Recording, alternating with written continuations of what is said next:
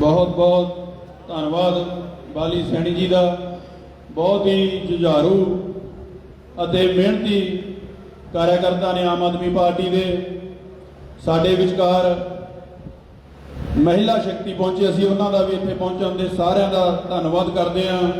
बहुत बहुत धन्नवाद जी तुहाडा इत्थे सब दा पहुंचण दे। सो मैं हुण बेनती करूँगा फतेहाबाद जिला के उपाध्यक्ष रणजीत बिट्टू जी नूं। रणजीत बिट्टू जी भी अन्ना अंदोलन तो लैके पार्टी के नाल जुड़े हुए ने। दिल्ली दे विच जदों अन्ना अंदोलन चलिया सी तां उदों तो ही पार्टी के नाल पार्टी दी सेवावां निभा रहे ने रणजीत बिट्टू जी, उपाध्यक्ष फतेहाबाद जिला।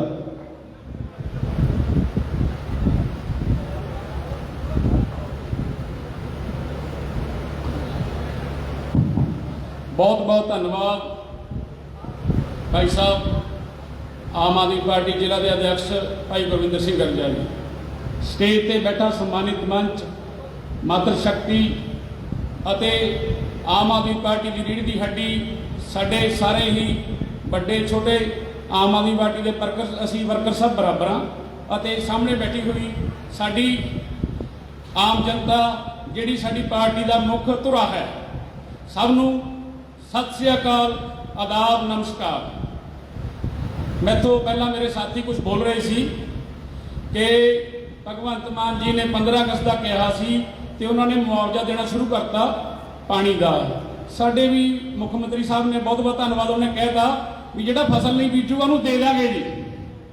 इस गल ते ताड़ियां होनी चाहिए ने भी जिहड़ा फसल ना बीजे उन्होंने दे देंगे, जिहड़े बिजली उन्होंने देवांगे आई करके पुट्ठा ठहेगा, कुछ नहीं मिलता उरे। जे गल्लां नाल काम चलदा हुंदा ना तो साडे खट्टर साहब सब तो अगे ने काम करन दे विच सब तो पिछे। जिवें अपने पंजाबी च कहावत है ना जी, बकरी दुध तो दिंदी है पर मींगना करके दिंदी है, वो काम करते साडे नाल। तुसीं ये देखो पंजाब दे विच हड़ आए नेगे, हरियाणे च भी हड़ आए नेगे, साडे मुख मंत्री पंजाब दे तुसीं देखिआ गोड्यां तक पानी। साडे एक मंत्री का दिखा दो, एक MLA का दिखा दो हरियाणे का, कोई है भाई? देखिआ तुसीं साथियो, ठीक है जी। सिर्फ गल्लां नाल ढिड नहीं भरदा जनता का, उन्होंने काम करके दिखाना पैंदा है। कदे जात के नां ते, कदे धर्म के नां ते, कदे किसी होर गल के नां ते सानूं लड़ा के साडे तो वोटां लईआं जा रहीआं नेगीआं। साडा देखो सब तो सीधा सादा साथी साडा सीनियर साडे कन्वीनर साहब अरविंद केजरीवाल जी, कदे तुसीं देखिआ उन्होंने भी कोई शोशेबाजी च कदे 2 लाख का कोट पाया, सीधा सादा जिहा बंदा मफलर पा के साडे सामने आ गया। सानूं अहीं कदे महसूस ही नहीं होया भी ये बहुत बड़ा लीडर हो सकता है। सानूं आपदे वर्गा जापिआ तां ही असीं जुड़े। यही बेनती तुहानूं सब नूं करदे हां भी एक सीधा सादा आम जिहा इंसान तुहाडे विच आपदा सब कुछ छड्ड के, कोई छोटी मोटी नौकरी नहीं सी उस टाइम जिस टाइम छड्डी है, ठीक है जी। इन्ना वड्डा पद त्याग के उस तो बाद जनता की सेवा वास्ते रामलीला मैदान च आ गया भी आओ मैदान दे विच। फिर सानूं छेड़िया गया भी ऐसे कुछ नहीं होता राजनीति में, राजनीति में आओगे तो पता लगेगा। फिर साडे केजरीवाल साहब ने फैसला किया भी चिक्कड़ साफ करना है तो विच बढ़ना पैना है। फिर ये कहते सीगे कुछ नहीं होता ऐसे बातों से, इनसे क्या होगा। देखो पहली बार की कीता, एक पार्टी साइकिल से दूजी मोटरसाइकिल जो भी छड्डी। फिर पंजाब च साडे बाबा बोड़ जी के मुंडे श्री कहने की लोड़ नहीं, हस गए वीर मेरे, मैनू कहने की नाम लैन की लोड़ नहीं, इन्हों तो की होना है, छड्डो परां नूं गप मारदे है। सब तो बड़ा गप्पी कौन पंजाब च मशहूर है, ठीक है जी। काम करन च कौन मशहूर है? 1 साल की सरकार है साडी, सिर्फ 1 साल की। 1 साल के जिवें आपां पंजाबी च कहने ना, जे नवीं बहू आवे ना उन्होंने घर के मसाले का पता नहीं लगता। फिर भी ये कहते हैं सानूं करके दिखाया कि तुसीं 20 साल तो कुछ नहीं किया, 50 साल राज कर लिया अकालियां ने, तां भी कुछ नहीं किया। हालात ये है, तुहानूं एक गल समझाउण वास्ते आया वीर जी। जे आम साडे सब दे ब्याह शादियां हुंदे ने, जे एक बारी तलाक हो जाए ना तो जे कोई 100 च केस का होवे तो असीं उसनूं दोबारा कर लेने, नहीं तो ब्याह दोबारा नहीं हुंदा। वो कमलिओ 5 साल पहला जिहड़ा MLA तुसीं हराया सी, फिर कहते हैं नहीं यार वो तो चंगा सी, अज फिर पा देंगे, जे चंगा होंदा तो पाइयां क्यों, उन्होंने हराया क्यों दसो। ਹੁਣ ਹਰਾਉਣ ਹਰਾਉਣ ਦੇ ਮੌਕੇ ਛੱਡ ਦੋ, 24 ਤੋਂ ਬਾਅਦ ਤੁਹਾਨੂੰ ਮੌਕਾ ਨਹੀਂ ਦੇਣਾ। ਐਤਕੀ ਮੌਕਾ ਕੱਢ ਕੇ ਸਾਰੀ ਉਮਰ ਪਛਤਾਓਗੇ। ਤੁਹਾਡੇ ਬੱਚੇ ਤੁਹਾਨੂੰ ਗਾਲਾਂ ਕੱਢਣਗੇ ਵੀ ਸਾਡੇ ਬਜ਼ੁਰਗ ਇਹੋ ਜਿਹੇ ਸੀ, ਉਹਨਾਂ ਨੇ ਮੌਕਾ ਨਹੀਂ ਸਾਂਭਿਆ। ਠੀਕ ਹੈ ਜੀ, ਆਹ 24 ਦੇ ਮੌਕੇ ਦੇ ਵਿੱਚ ਕੇਜਰੀ ਸਾਹਿਬ ਨੂੰ ਲਿਆਓ ਤੇ ਆਪਦੇ ਬੱਚੇ ਆਪਦਾ ਇਤਿਹਾਸ ਤੁਹਾਨੂੰ ਯਾਦ ਕਰੇਗਾ ਹਮੇਸ਼ਾ ਵੀ ਅਸੀਂ ਇੱਕ ਜੰਗ ਕੀਤੀ ਸੀ, ਐਵੋਲੂਸ਼ਨ ਲਿਆਏ ਸੀਗੇ। ਇੰਨਾ ਹੀ ਕਹਿੰਦਾ ਹੋਇਆ ਤੁਹਾਡਾ ਸਭ ਦਾ ਧੰਨਵਾਦ ਕਰਦਾ ਹਾਂ। ਵਾਹਿਗੁਰੂ ਜੀ ਕਾ ਖਾਲਸਾ, ਵਾਹਿਗੁਰੂ ਜੀ ਕੀ ਫਤਿਹ। ਇੱਕ ਗੱਲ ਹੋਰ ਕਹਿਣਾ ਚਾਹਾਂਗਾ ਜੀ, ਪਾਰਟੀ ਦਾ ਕੋਈ ਵੀ ਕਨਵੈਨਸ਼ਨ ਸ਼ੁਰੂ ਹੁੰਦਾ ਹੈ, ਸਾਡਾ ਦੋ ਗੱਲਾਂ ਨਾਲ ਹੁੰਦਾ ਹੈ। ਉਹ ਮੇਰੇ ਨਾਲ ਸਾਥ ਜ਼ਰੂਰ ਦੇ ਦਿਓ। ਆਮ ਆਦਮੀ ਪਾਰਟੀ, ਆਵਾਜ਼ ਨਹੀਂ ਆਈ, ਸਵਾਦ ਨਹੀਂ ਆਉਣਾ ਜੀ, ਜਾਖੋ ਤੇ ਬੈਠੇ ਆ। ਦੁਬਾਰਾ ਬੋਲੋ ਜੀ, ਆਮ ਆਦਮੀ ਪਾਰਟੀ, ਆਮ ਆਦਮੀ ਪਾਰਟੀ, ਇਨਕਲਾਬ, ਇਨਕਲਾਬ, ਭਾਰਤ ਮਾਤਾ ਕੀ। ਧੰਨਵਾਦ ਜੀ। ਬਹੁਤ ਬਹੁਤ ਧੰਨਵਾਦ ਜੀ ਰਣਜੀਤ ਸਿੰਘ ਬਿੱਟੂ ਜੀ, ਜੋ ਜ਼ਿਲ੍ਹਾ ਫਤਿਆਬਾਦ ਦੇ ਉਪਾਧਿਅਕਸ਼ ਬਹੁਤ ਹੀ ਜੋਸ਼ ਦੇ ਨਾਲ ਤੇ ਬੜੇ ਹੀ ਵਧੀਆ ਤਰੀਕੇ ਦੇ ਨਾਲ ਤੁਹਾਨੂੰ ਇੱਕ ਗੱਲ ਸਮਝਾ ਕੇ ਗਏ ਨੇ, ਦੱਸ ਕੇ ਗਏ ਨੇ ਜੋ ਦਿੱਲੀ ਦੇ ਵਿੱਚ ਅਰਵਿੰਦ ਕੇਜਰੀਵਾਲ ਜੀ ਕੰਮ ਕਰ ਰਹੇ ਨੇ, ਤੇ ਜੋ ਪੰਜਾਬ ਦੇ ਵਿੱਚ ਸਰਦਾਰ ਭਗਵੰਤ ਸਿੰਘ ਜੀ ਮਾਨ ਸਾਹਿਬ ਜਿਸ ਤਰ੍ਹਾਂ ਉਹਨਾਂ ਨੇ 1 ਸਾਲ ਦੇ ਵਿੱਚ ਕੰਮ ਕਰਕੇ ਵਿਖਾਏ, ਲੋਕਾਂ ਜ਼ੀਰੋ ਬਿੱਲ ਆਏ ਨੇ, ਉੱਥੇ 90% ਅੱਜ ਜ਼ੀਰੋ ਬਿੱਲ ਆ ਰਹੇ ਨੇ। ਜੋ ਅੱਜ ਹਰਿਆਣੇ ਦੇ ਵਿੱਚ ਵੀ ਸਾਡਾ ਬਿਜਲੀ ਅੰਦੋਲਨ ਚੱਲ ਰਿਹਾ, ਤੁਸੀਂ ਵੇਖਿਆ ਹੋਊਗਾ ਕਿ ਜਿਨ੍ਹਾਂ ਦੇ ਘਰ ਦੇ ਵਿੱਚ ਇੱਕ ਪੱਖਾ, ਇੱਕ ਲਾਈਟ, ਇੱਕ ਬਲਬ, ਉਹਨਾਂ ਦੇ ਵੀ 7-7000 ਬਿੱਲ, ਤੇ ਲਾਈਟ ਸਾਡੀ ਸਿਰਫ 8 ਘੰਟੇ ਜਾਂ 10 ਘੰਟੇ ਆਉਂਦੀ ਹੈ। ਇੱਕ ਰਤੀਆ ਦੇ ਨੇੜੇ ਨੰਗਲ ਪਿੰਡ ਹੈ, ਉੱਥੋਂ ਦੀ ਇੱਕ ਵਿਧਵਾ ਔਰਤ ਜਿਹਦਾ ਬੇਟਾ ਹੈਂਡੀਕੈਪਟ ਹੈ ਤੇ ਉਸ ਦਾ ਬਿੱਲ ਆਇਆ, ਤੁਸੀਂ ਮੰਨੋਗੇ ਨਹੀਂ, ਨੰਗਲ ਪਿੰਡ ਹੈ, ਜਾ ਕੇ ਪਤਾ ਕਰ ਸਕਦੇ ਹੋ, 1,40,000 ਬਿੱਲ ਆਇਆ ਉਹਦਾ 2 ਮਹੀਨਿਆਂ ਦਾ। ਤਾਂ ਉਹਦੇ ਘਰ ਦੇ ਵਿੱਚ ਕੀ ਹੈ, ਇੱਕ ਛੋਟਾ ਜਿਹਾ ਕਮਰਾ ਤੇ ਉਹਦਾ ਇੱਕ ਪੱਖਾ ਚੱਲਦਾ ਤੇ ਇੱਕ ਬਲਬ ਚੱਲਦਾ ਜੀ। 1,40,000 ਬਿੱਲ ਹੈ ਤੇ ਕੋਈ ਸੁਣਵਾਈ ਨਹੀਂ ਹੋ ਰਹੀ ਵਿਚਾਰੀ। ਉਹ ਪੰਚਕੂਲਾ ਦੇ ਵਿੱਚ ਜਦੋਂ ਸਾਡਾ ਬਿਜਲੀ ਅੰਦੋਲਨ ਦਾ ਅਸੀਂ ਆਗਾਜ਼ ਕੀਤਾ, ਉਦੋਂ ਸਰਦਾਰ ਭਗਵੰਤ ਸਿੰਘ ਜੀ ਮਾਨ ਤੇ ਸਾਡੀ ਪਾਰਟੀ ਦੇ ਕਨਵੀਨਰ ਸ਼੍ਰੀ ਅਰਵਿੰਦ ਕੇਜਰੀਵਾਲ ਜੀ ਦੇ ਸਾਹਮਣੇ ਗਏ ਅਤੇ ਉਹਨਾਂ ਨੂੰ ਜਦੋਂ ਜਾ ਕੇ ਦੁੱਖ ਦੱਸਿਆ ਤਾਂ ਅੱਖਾਂ 'ਚੋਂ ਪਾਣੀ ਆ ਗਿਆ ਸੀ ਸੀਐਮ ਸਾਹਿਬ ਦੇ। ਇਹ ਕੁਝ ਸਾਡੇ ਨਾਲ ਅੱਜ ਦੀ ਸਰਕਾਰ, ਖੱਟਰ ਸਰਕਾਰ ਇੱਥੇ ਕਰ ਰਹੀ ਹੈ। ਸੋ ਜੇ ਆਪਾਂ ਵੀ ਚਾਹੁੰਦੇ ਹਾਂ ਹਰਿਆਣੇ ਦੇ ਵਿੱਚ ਵੀ ਸਾਡੇ ਵੀ ਬਿੱਲ ਜ਼ੀਰੋ ਹੋਣ, ਸਾਡੇ ਵੀ ਇਮਾਨਦਾਰੀ ਦੇ ਨਾਲ ਕੰਮ ਕੀਤੇ ਜਾਣ, ਤਾਂ ਤੁਹਾਨੂੰ ਆਪਣੇ ਆਪ ਹੀ ਇਹ ਚੀਜ਼ ਦਾ ਤੁਹਾਨੂੰ ਅਹਿਸਾਸ ਹੋ ਰਿਹਾ ਹੋਊਗਾ, ਕਿਉਂਕਿ ਆਪਾਂ ਬਾਰਡਰ ਦੇ ਨਾਲ ਲੱਗਦੇ ਹਾਂ। ਸਾਡੀਆਂ ਲਗਭਗ 99% ਹੀ ਰਿਸ਼ਤੇਦਾਰੀਆਂ ਪੰਜਾਬ ਦੇ ਵਿੱਚ ਨੇ। ਕੋਈ ਇਹ ਮੀਡੀਆ ਦੇ ਵਿੱਚ ਸ਼ੋਅ ਕਰਨ ਵਾਲੀ ਗੱਲ ਨਹੀਂ, ਜਾਂ ਆਪਾਂ ਕਹੀਏ ਕਿ ਇਹ ਝੂਠੇ ਵਾਅਦਿਆਂ ਵਾਲੀ ਜਾਂ ਬੈਨਰ ਲਗਾਉਣ ਨਾਲ ਝੂਠੇ ਬੈਨਰ ਨਹੀਂ ਲਵਾਏ। ਤੁਸੀਂ ਪਤਾ ਕਰ ਸਕਦੇ ਹੋ ਆਪ ਕਿ ਜ਼ੀਰੋ ਬਿੱਲ ਆ ਰਹੇ ਨੇ ਲੋਕਾਂ ਦੇ ਘਰ ਘਰ ਦੇ ਵਿੱਚ। ਸੀਐਮ ਸਾਹਿਬ ਸਾਡੇ ਜੋ ਹੜ੍ਹ ਆਇਆ, ਜੋ ਇੱਕ ਕੁਦਰਤੀ ਆਫਤ ਸੀ, ਕਿਸੇ ਦਾ ਕੋਈ ਜ਼ੋਰ ਨਹੀਂ ਇਹਦੇ ਤੇ, ਉੱਥੇ ਵੀ ਉਹਨਾਂ ਨੇ ਪਿੰਡਾਂ ਦੇ ਵਿੱਚ ਪਰਿਵਾਰਾਂ ਨੂੰ ਜਾ ਕੇ ਮਿਲੇ, ਕੱਲੇ ਪਰਿਵਾਰ ਨੂੰ ਮਿਲੇ, ਤੇ ਆਪ ਉਹ ਹੈਲੀਕਾਪਟਰ ਤੇ ਜਾਂ ਜਹਾਜ਼ਾਂ ਦੇ ਉੱਤੇ ਨਹੀਂ ਘੁੰਮੇ, ਪਰਿਵਾਰਾਂ ਦੇ ਵਿੱਚ ਜਾ ਕੇ ਲੋਕਾਂ ਨੂੰ ਮਿਲੇ। ਸਾਡੇ ਵਿਚਕਾਰ ਆਮ ਆਦਮੀ ਪਾਰਟੀ ਦੇ ਸਟੇਟ ਦੇ ਸੈਕਟਰੀ ਸਰਦਾਰ ਹਰਪਾਲ ਸਿੰਘ ਜੀ ਭੱਟੀ ਸਾਹਿਬ ਪਹੁੰਚੇ ਨੇ, ਐਕਸ ਐਮਐਲਏ ਨੇ ਟੋਹਾਣਾ ਤੋਂ ਪਹਿਲਾਂ, ਤਾਂ ਹੁਣ ਸਾਡੇ ਵਿਚਕਾਰ ਪਹੁੰਚੇ ਨੇ। ਅਸੀਂ ਹਰਪਾਲ ਸਿੰਘ ਭੱਟੀ ਸਾਹਿਬ ਦਾ ਇੱਥੇ ਪਹੁੰਚਣ ਤੇ ਬਹੁਤ ਧੰਨਵਾਦ ਕਰਦੇ ਹਾਂ। ਇਹ ਰਾਤ ਦੇ ਬੰਗਲੌਰ ਸੀਗੇ, ਬੰਗਲੌਰ ਗਏ ਹੋਏ ਸੀ, ਤਾਂ ਜਦੋਂ ਇਹਨਾਂ ਨੂੰ ਕੱਲ ਦੁਪਹਿਰੇ ਹੀ ਅਸੀਂ ਕਾਲ ਕੀਤੀ ਵੀ ਡਾਕਟਰ ਸੁਸ਼ੀਲ ਗੁਪਤਾ ਜੀ ਆ ਰਹੇ ਨੇ, ਤਾਂ ਇਹ ਉਤੋਂ ਰਾਤ ਕੱਲ ਇਹਨਾਂ ਨੇ ਦੁਪਹਿਰੇ ਜਦੋਂ ਫੋਨ ਕੀਤਾ ਤਾਂ ਰਾਤ ਹੀ ਇਹਨਾਂ ਨੇ ਫਲਾਈਟ ਲੈ ਕੇ ਤਾਂ ਸਵੇਰੇ ਹੁਣ ਸਿੱਧੇ ਘਰ ਵੀ ਨਹੀਂ ਪਹੁੰਚੇ, ਸਿੱਧੇ ਸਾਡੇ ਵਿਚਕਾਰ ਜਾਖਲ ਦੇ ਵਿੱਚ ਪਹੁੰਚੇ ਨੇ। ਹਰਪਾਲ ਸਿੰਘ ਜੀ ਦਾ ਅਸੀਂ ਇੱਥੇ ਪਹੁੰਚਣ ਤੇ ਬਹੁਤ ਧੰਨਵਾਦ ਕਰਦੇ ਹਾਂ ਜੀ। ਤੁਹਾਡਾ ਧੰਨਵਾਦ ਹੈ ਜੀ। ਇੰਨਾ ਜੋਸ਼ ਵੇਖਣ ਨੂੰ ਮਿਲਦਾ ਇਹਨਾਂ ਦੇ ਵਿੱਚ, ਦਿਨ ਰਾਤ ਇੱਕ ਕਰਕੇ ਕੰਮ ਕਰ ਰਹੇ ਨੇ। ਸੋ ਹੁਣ ਮੈਂ ਬੇਨਤੀ ਕਰੂੰਗਾ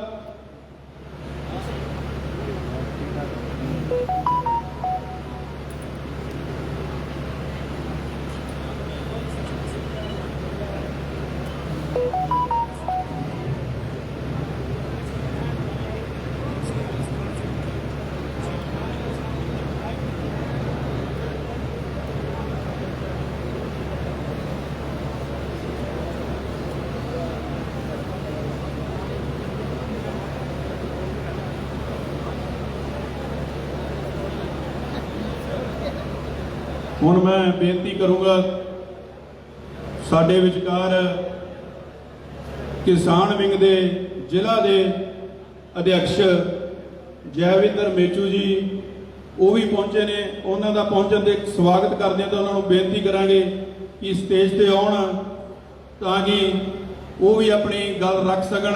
ਜੈਵਿੰਦਰ ਮੇਚੂ ਜੀ ਕਾਫੀ ਪੁਰਾਣੇ ਨੇ, ਪੰਜਾਬ ਦੇ ਵਿੱਚ ਇਹਨਾਂ ਨੇ ਬਹੁਤ ਕੰਮ ਕੀਤਾ।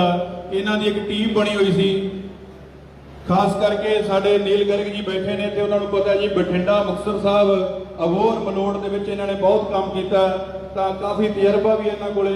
ਤਾਂ ਮੈਂ ਬੇਨਤੀ ਕਰੂੰਗਾ ਜੈਵਿੰਦਰ ਮੇਚੂ ਜੀ ਨੂੰ। बहुत बहुत धन्यवाद गुरविंदर भाई। सबसे पहले मैं सम्मानित मंच हरियाणा और पंजाब से जो लीडर बैठे हैं उनका यहाँ पहुँचने पर धन्यवाद करता हूँ। और जो सामने पार्टी की रीढ़ की हड्डी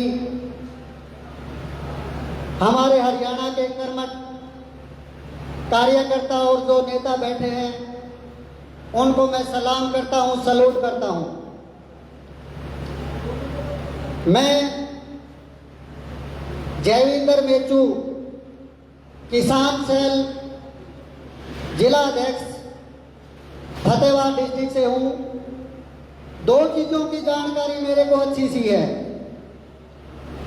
और वो दोनों चीज इतनी महत्वपूर्ण है कि उनके बिना कुछ नहीं हो सकता, देश नहीं चल सकता। नंबर एक, अभी जो संविधान खतरे में है उसके बिना हम कुछ नहीं कर पाएंगे। अगर हमारा संविधान नहीं बचेगा तो ना व्यापारी बचेगा, ना मजदूर बचेगा, ना किसान बचेगा, ना कमेरा बचेगा। सबसे पहले हमें इस बात पे ध्यान देना पड़ेगा कि आज जो सत्ता में पार्टी है उसने कुछ जात और धर्म के हमारे ही साथी हैं वो उनको अपने कब्जे में ले लिया है, चाहे उन्होंने किसी भी तरीके से लिया हो। जो जिस जाति और धर्म का साथी है और जो आज बीजेपी के साथ है वो आप लोगों को, हम लोगों को बरगलाने की कोशिश करता है और खुद अपना फायदा उठा रहा है, हमें गुमराह कर रहा है। उस साथी को भी ये समझना चाहिए अगर लोकतंत्र नहीं बचेगा तो आप भी कल को क्या करोगे, हमारे साथी क्या करेंगे। एक एक करके बीजेपी वालों ने जो दूसरी पार्टियों से साथी थे, अपने समाज के ठेकेदार थे, उनसे उनको लालच, लोभ, प्रलोभ देकर उनको अपने पक्ष में कर लिया। उस साथी का तो कुछ नहीं बिगड़ रहा, बाकी हमारे साथी क्या करेंगे जो जिस भी समाज से है। इसीलिए मैं कह रहा हूं कि सबसे पहले हमें लोकतंत्र को बचाना है। जो भी साथी है, चाहे वो आज किसी भी पार्टी में है, मैं उस साथी से कहना चाह रहा हूं कि कम से कम वो बीजेपी के साथ ना जाए, क्योंकि हमें उनसे सबसे बड़ा खतरा जो है वो लोकतंत्र का है। अगर लोकतंत्र नहीं बचेगा तो ना मंच बचेगा, ना सामने कुछ बचेगा। इसीलिए सबसे पहली बात का ध्यान ये करना है कि लोकतंत्र को बचाना है। नंबर 2,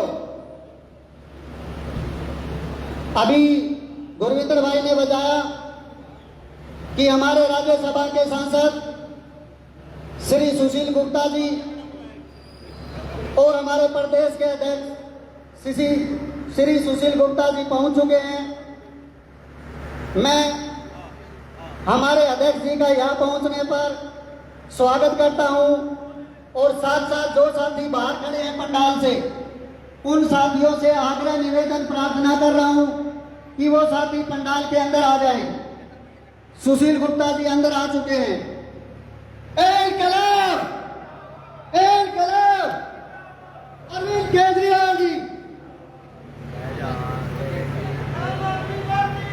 आम आदमी पार्टी, आम आदमी पार्टी, सुशील गुप्ता जी, सुशील गुप्ता जी, इनकलाब, भारत माता की, भारत माता की, इनकलाब, डॉक्टर सुशील गुप्ता जी,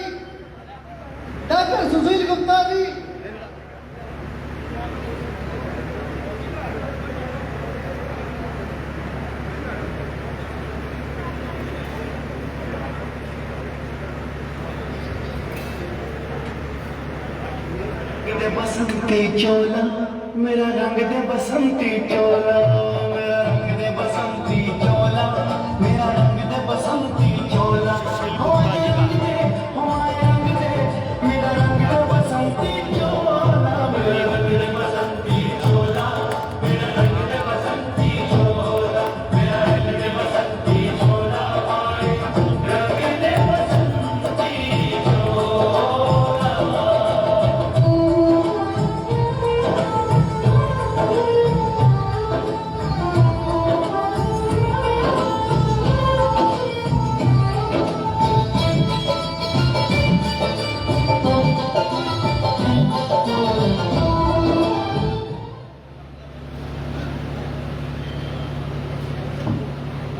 आम आदमी पार्टी के हरियाणा प्रदेश के अध्यक्ष और राज्यसभा सांसद और सबको साथ लेके चलने वाले बहुत ही नेक दिल इंसान डॉक्टर सुशील गुप्ता जी हमारे बीच पहुंचे। हम उनका यहाँ पहुंचने पर तहे दिल से स्वागत करते हैं। सारी फतेहाबाद जिला की टीम से बहुत बहुत धन्यवाद सबकी तरफ से, क्योंकि जब से हमारा नया संगठन तैयार हुआ तो डॉक्टर सुशील गुप्ता जी पहली बार फतेहाबाद जिला में पहुंचे हैं और वो भी जाखल में पहुंचे हैं। तो तालियों से स्वागत करें शरीफ भाई डॉक्टर साहब का। उनके साथ सुखविंदर गिल जी, उनका भी हम स्वागत करते हैं। और सिरसा से जिला पार्षद बलविंदर बराड़ जी, वो भी स्पेशल तौर पे हमारे बीच पहुंचे हैं। उनका भी हम यहाँ पहुंचने पर स्वागत करते हैं और उनको विनती है कि वो स्टेज पर आए। बलविंदर बराड़ जी और सोनू बराड़ जी कृपया। सभी का हम यहाँ पर पहुंचने पर बहुत बहुत स्वागत करते हैं और सभी से विनती है जी अपनी अपनी जगह लेके कुर्सियां लेके आप बैठ जाएं। बस थोड़ा सा डिसिप्लिन बनाए रखें। थोड़ी देर बाद ही गुप्ता जी आपको संबोधन करेंगे। तो मैं उससे पहले विनती करूंगा, जयविंदर जी विचार दे रहे थे तो वो किसान सेल के अध्यक्ष हैं फतेहाबाद जिला के। तो जयविंदर जी 1 मिनट के लिए आपको संबोधन करेंगे। आदरणीय डॉक्टर सुशील गुप्ता जी, मैं आपको बताना चाह रहा हूं कि आपके आने से पहले मैं लोकतंत्र पे बोल रहा था। अभी जो दूसरा मेरा टॉपिक है वो किसानी का है, क्योंकि मैं किसान हूं और किसानी मेरा पैसा है और किसानी को मैं अच्छे से जानता और समझता हूं। अभी मैं माननीय मंच से और सामने जनता है इनकी तरफ से एक बात सरकार के सामने रखना चाहता हूं कि अब जो पिछले दिनों यहाँ पे भारी बारिश के कारण जो बाढ़ आई थी, उस बाढ़ की वजह से टोहाना, जाखल, रतिया, फतेहाबाद और आगे सिरसा तक बहुत ज्यादा नुकसान हुआ है किसानों का। या फिर जिन लोगों ने जमीन ठेके पे लेके और खेती कर रखी थी, या फिर किसी ने हिस्से पे लेके खेती कर रखी थी, उनका बहुत ज्यादा नुकसान हुआ है। इसी नुकसान की भरपाई करने के लिए हम सरकार से आग्रह करते हैं कि इन किसानों का जो नुकसान हुआ है उनको कम से कम 20,000 रुपए एकड़ के हिसाब से किसान को, और जो उसमें मजदूरी कर रहा है, काश्त कर रहा है, उस कमेरे वर्ग को मुआवजा दिया जाए ताकि वो अपने बच्चों का पालन पोषण कर सके। ये बहुत ही चिंता का विषय है, क्योंकि जिन किसानों ने अपनी जीरी लगाई थी वो पानी के अंदर डूब गई, तहस नहस हो गई। कुछ किसानों ने, और कुछ क्या मैं एक्यूरेट आंकड़े भी बता सकता हूं कि 30% किसान तो ऐसे हैं उनकी दोबारा बिजाई हो ही नहीं सकती, और जिन 60% किसान भाइयों ने दोबारा खर्चा लगाया, मेरे को पता है कि एक बार की धान की बिजाई 15 से 20,000 रुपए एकड़ लगता है। जिस किसान ने 10 किले जो चावल लगाया, जीरी लगाया, उसने 2 लाख रुपए खर्च कर दिए, उसकी भरपाई कहां से होगी? इसीलिए हम किसान के लिए सरकार से, खट्टर सरकार से निवेदन करते हैं कि उन किसानों की, मजदूरों की और जो ठेके पे, लीज पे जमीन लेके जो खेती करते हैं, उनकी भरपाई की जाए। अभी समय के अभाव के कारण मैं आपसे अनुमति चाहता हूं और आपसे समय समय पर मिलता रहूंगा, किसान भाइयों से, कमेरों से, मजदूरों से। इनकलाब जिंदाबाद, भारत माता की, भारत माता की। अरविंद केजरीवाल जी, डॉक्टर सुशील गुप्ता जी, जय साथियों, नमस्कार। बहुत ही धन्यवाद जी आपका। और हमारे बीच हमारे पार्टी के किसान विंग के स्टेट के सेक्रेटरी अजय झाझड़ा जी पहुंचे हैं, उनका भी यहाँ पहुंचने पर हम स्वागत करते हैं। और उनके साथ उनके छोटे भाई और मेरे बड़े भाई रामनिवाज मिट्ठू झाझड़ा जी, जो कि आम आदमी पार्टी के जिला परिषद मेंबर भी हैं और ट्रेड विंग के वाइस प्रेसिडेंट हैं स्टेट के, उनका भी हम यहाँ पहुंचने पर हार्दिक स्वागत करते हैं। और अभी मैं विनती करूंगा स्टेट के वुमेन सेल के सेक्रेटरी सुशीला श्राफ जी को भी, वो सिर्फ 1 मिनट के लिए आपको संबोधन करेंगी। सुशीला श्राफ जी, उनसे निवेदन है कि आए और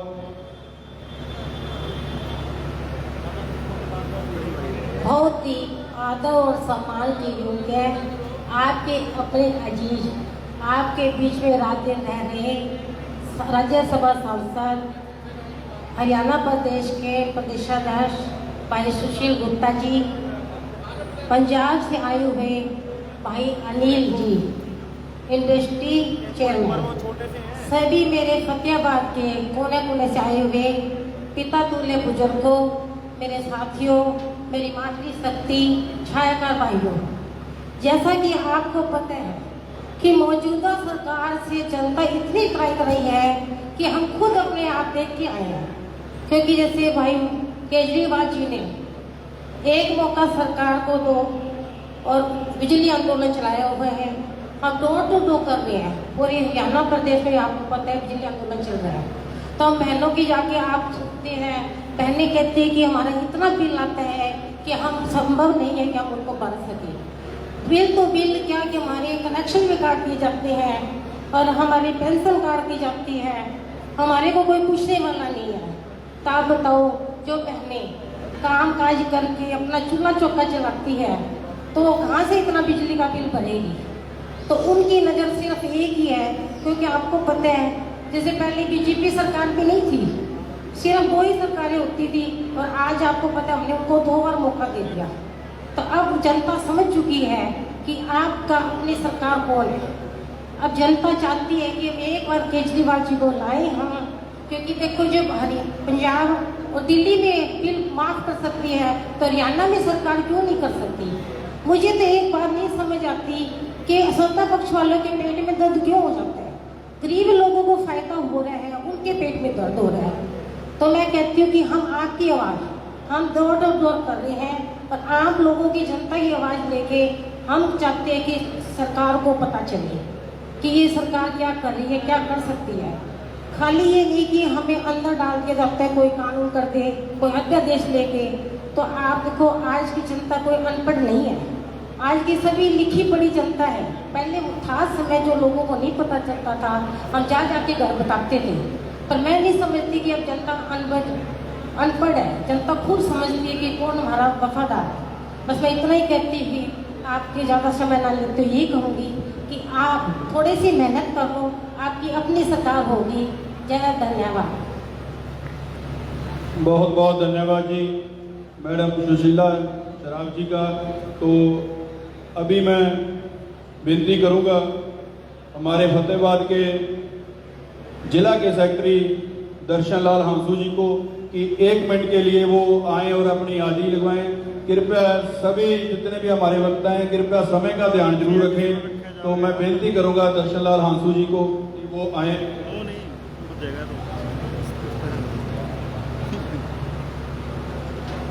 आज की इस बिजली आंदोलन के जनसभा में आए हुए हमारे प्रदेश अध्यक्ष डॉक्टर सुशील कुमार गुप्ता जी और मंच पर विराजमान श्री रपाल भट्टी जी, श्री सुखविंदर गिल जी, लक्ष्य गर्ग जी, सरदार गुरविंदर सिंह गर्जा जी और जाखल टीम के सभी कार्यकर्ता व आम आदमी पार्टी के सभी मेरे सामने बैठे हुए हमारे सम्मानित कार्यकर्ता व आम आदमी के जितने भी यहाँ पर आए हुए आसपास के गांवों से मैं आप सबका हार्दिक अभिनंदन करता हूं। और इसी के साथ आम आदमी पार्टी, आम आदमी पार्टी, आम आदमी पार्टी। धन्यवाद।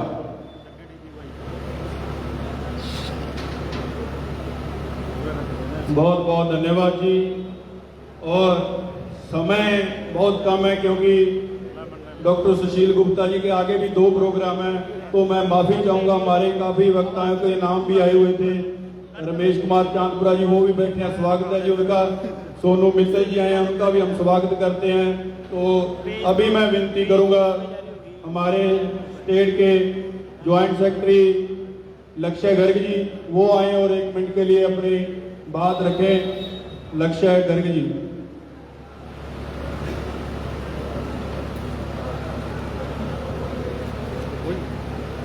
यहाँ पहुंचे हुए सभी मेरे बुजुर्ग, युवा साथी, माताएं, बहनें, आम आदमी पार्टी के सभी कर्मठ कार्यकर्ता, पदाधिकारी, सबको मेरी हाथ जोड़कर राम राम जी।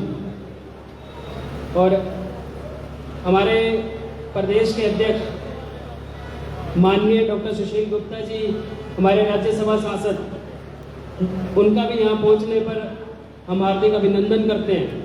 और जिस तरीके से लगातार संसद के अंदर ये आज मोदी सरकार के साथ लोहे से लोहा लेकर काम कर रहे हैं, अपनी जनता की, अपनी पार्टी की आवाज़ को वहाँ पे बुलंद कर रहे हैं। जिस तरीके से भाजपा सरकार आज तानाशाही के साथ लोकतंत्र का गला घोटकर सारी ओछी हरकतें कर रही है, हमारे सांसदों को निलंबित कर रही है, उस माहौल के अंदर माननीय डॉक्टर सुशील गुप्ता जी, हमारे राज्यसभा सांसद, बड़ी मजबूती के साथ पार्टी का पक्ष वहां पे रख रहे हैं। उनके लिए मैं उनका हार्दिक अभिनंदन करता हूं और आपसे निवेदन करता हूं एक बार जोरदार तालियां बजा के उनका स्वागत करें और यूं ही उनका हौसला बुलंद करें ताकि एक मजबूत आवाज के साथ वो वहां गूंजते रहे, ताकि जो ये बड़ी बड़ी पार्टियां हमारे देश के लोकतंत्र को खत्म करने पर तुली हुई है, उन्हें पता लग जाए कि आम आदमी पार्टी, जिसे उन्होंने अमित शाह जी ने कह दिया ये सुपारी जितनी पार्टी है, तो उनको ये नहीं पता कि इस सुपारी जितनी पार्टी के जो कार्यकर्ता है, जिस तरीके से गुरुओं ने कहा है कि लक्ष्य संग एक लड़ाऊं, तो आम आदमी पार्टी का एक एक कार्यकर्ता भी उसी तरीके से हजारों के साथ लड़ने की हिम्मत रखता है। और उसी के दम पे आज देश के अंदर इतने छोटे समय में एक नई राष्ट्रीय पार्टी उभर कर आई है, आम आदमी पार्टी। तो आप सब अपने लिए भी एक बार जोरदार तालियां बजा के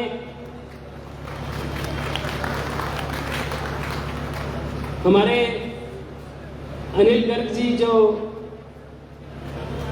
चेयरमैन है पंजाब के अंदर मीडियम डेवलपमेंट इंडस्ट्री के, अनिल गर्ग जी, मैं जब शुरू से ही पार्टी के अंदर एक्टिव था पंजाब में, हमेशा इनको देखता आया हूँ।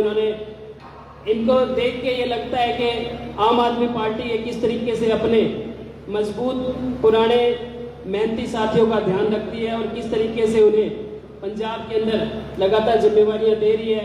इन्होंने हमेशा पंजाब के अंदर आम आदमी पार्टी का झंडा बुलंद किया है और आज भी आम आदमी पार्टी के एक मजबूत साथी के रूप में पंजाब में कंधे से कंधा मिला के भगवंत मान जी के साथ पंजाब की सत्ता में हिस्सेदारी करके पंजाब को चला रहे हैं। तो इनका भी यहाँ पहुँचने पर हार्दिक अभिनंदन है, स्वागत है।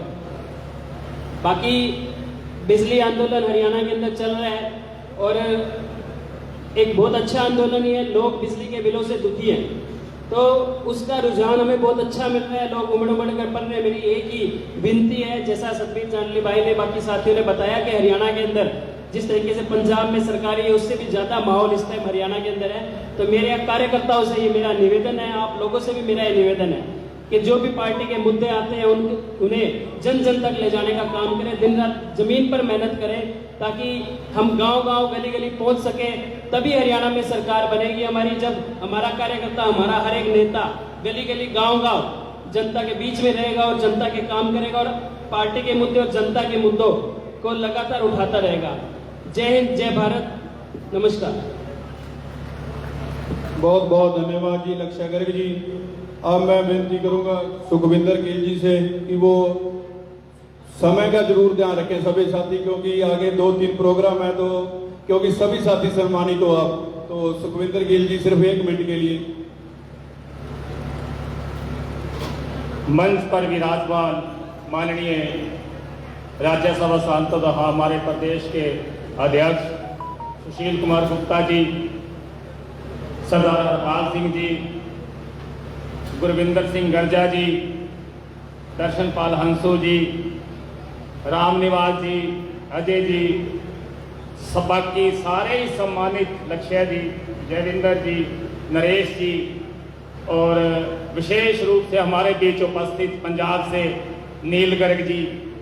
नील गर्ग जी, मैं आपसे अच्छी तरह पंजाब में मिलता रहा हूँ। मैं आपको, क्योंकि मैं आपके लगातार वहाँ 2 साल काम करता रहा हूँ एज ए जोनल, जीरा से लेके मुकेरिया दसुआ तक मैं ही देखा करता, तो आप वहाँ मिलते रहते थे संदीप पाठक सर की टीम में। तो आप सब यहाँ पहुँचे, मैं टोहाना हल्का में आपका पहुँचने पर हार्दिक स्वागत करता हूँ। और मेरे सामने जो बैठे हैं आम आदमी पार्टी की विचारधारा को मन में संजोए हुए, मैं आप सबका भी स्वागत करता हूँ।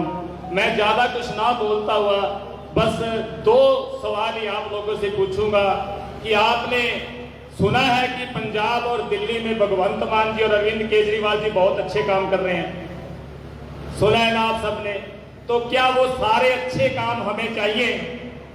अगर हमें चाहिए तो हमें एक मजबूत संगठन बनाना है, और उसी संगठन की नींव जो हम सब ने मजबूत करनी है, गुप्ता जी के और अरविंद केजरीवाल के दिशा निर्देशानुसार हमने आके मिलजुल कर काम करना है। बस बाकी दिशा निर्देश हमें पार्टी से माननीय श्री अरविंद केजरीवाल जी से और माननीय श्री सुशील गुप्ता जी से मिलते रहेंगे। बस मैं इन्हीं शब्दों से आप सबका स्वागत करता हूं, क्योंकि समय की बड़ी दुर्लभ समय है।